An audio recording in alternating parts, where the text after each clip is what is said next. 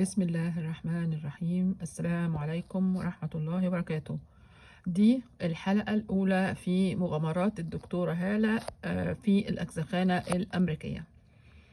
بعد ما قدمت في الأجزخانة اللي جنب البيت وكأني أشتغل هناك كاشير، رحت بعتونا نعمل تمرين. المهم كان في واحدة مشتغلة معايا في نفس الوقت، بس هي كانت أكبر مني وفي السن وعندها متجوزة وعندها أولاد، وهي أصلا سودة يعني.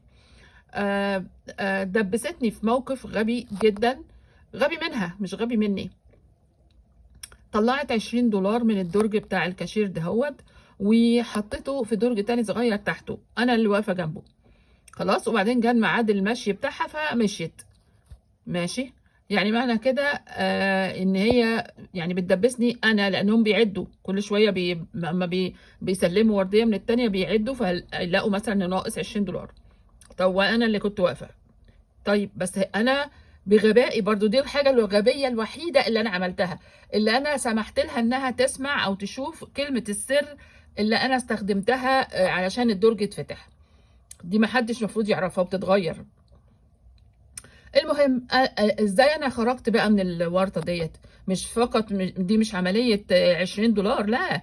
لو ان الصيدلي هنا حطوا في الريكورد بتاعه انه هو سرق، خلاص يعني كده سمعته اتدمرت، يعني مش هيعرف يشتغل في اي شركه.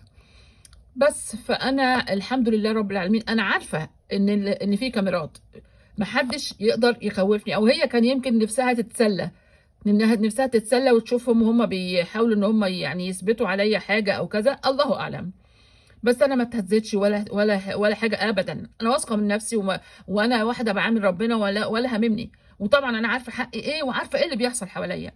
فطبعا هم اما جه الراجل يفتح ايده، الصيدلي يفتح بقه، قلت له خش لو سمحت شوف الكاميرا بتقول ايه. وبعدين بعد كده انا بنفسي اللي طلعت المكان اللي هي كانت مخبياها فيه، وقمت مطلعه معاه حاجات هي كانت سرقاها بقى كمان، كاميرات بقى وحاجات والكلام الفارغ،